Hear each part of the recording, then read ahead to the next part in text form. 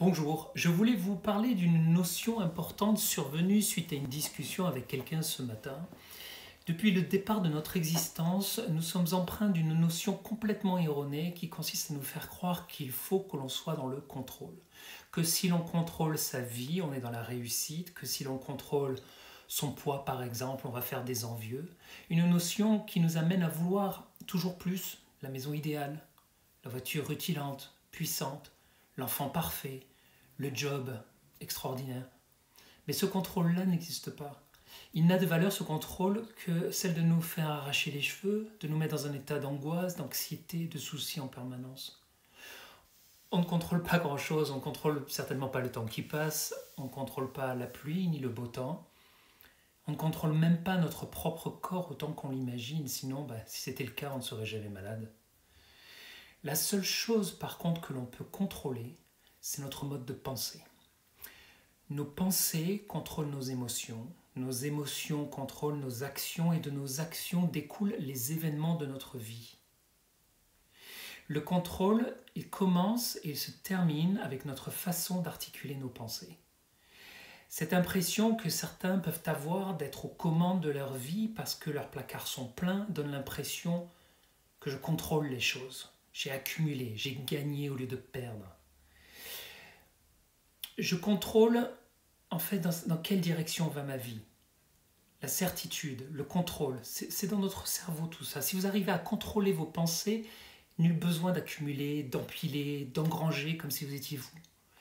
Cette façon d'agir, elle est souvent liée à une forme d'anxiété. Ce besoin d'avoir, de posséder toujours que plus. Ce qui cause l'anxiété d'ailleurs, vous l'avez deviné, c'est encore nos pensées. Vous avez la possibilité de prendre l'avion et de vous dire « Oh, l'avion va cracher, on va tous mourir ». Et puis quand forcément, en tombant de si haut, ça fait des dégâts. En plus, on bouffe mal dans ces avions, c'est jamais bon, etc., etc. Et puis il y a la personne qui vient s'asseoir dans le même avion que vous, qui se dit ah, j'ai 7 heures devant moi pour me poser, j'ai amené un bon bouquin, je vais même pouvoir me regarder un ou deux films que je n'aurais jamais pris le temps d'aller voir au cinéma. Même avion, deux expériences complètement différentes.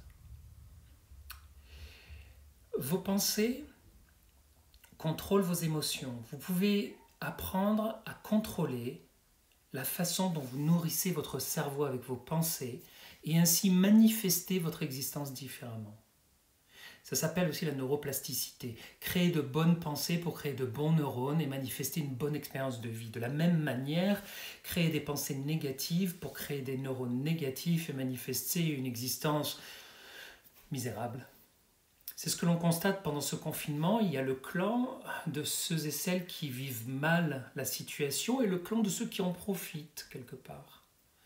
Vous avez réellement le choix, soit de vous lamenter en vous disant « Oh là là, je suis enfermé, je suis bloqué, je ne peux plus rien faire, ils m'ont privé de ma liberté. » Si vous pensez être bloqué, si vous pensez être dans l'enfermement, ces convictions, ces croyances vous embuent de leur pouvoir.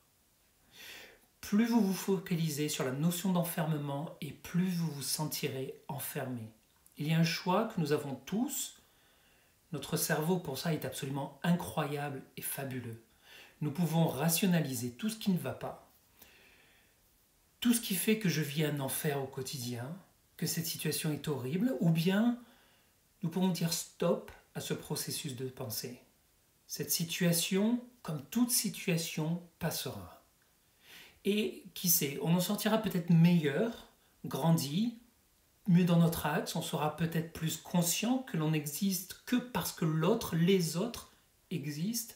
On verra peut-être notre épicier, notre boulanger d'un autre œil, maintenant qu'on réalise à quel point on dépend d'eux. On aura peut-être une nouvelle estime du personnel soignant après les avoir applaudis tous les soirs à 20h, au lieu de prendre tout cela comme acquis. Nous vivrons peut-être un peu plus dans la gratitude.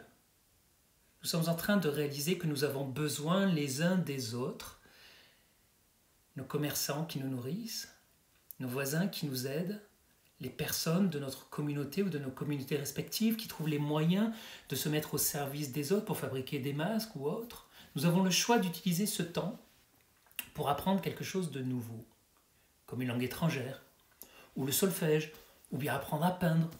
Nous avons pour la plupart d'entre nous accès à cet outil extraordinaire qui est Internet. Peut-être qu'au lieu de procrastiner sur Facebook, sur Instagram, sur les réseaux sociaux, je peux en profiter pour écrire ce livre que j'ai toujours voulu écrire ou prendre des cours pour devenir acteur ou chanteur.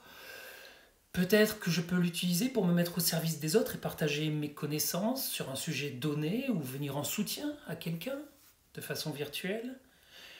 Toutes ces choses pour lesquelles nous n'avions jamais le temps et toujours l'excuse de ne pas faire. Toutes les fois où on s'est dit ah, qu'est-ce que j'aimerais avoir le temps de. Le temps passe si vite, je n'ai jamais le temps de rien faire, je n'ai jamais de temps pour moi. Le temps, c'est tout ce que l'on a maintenant. Et si nous le mettions à profit ?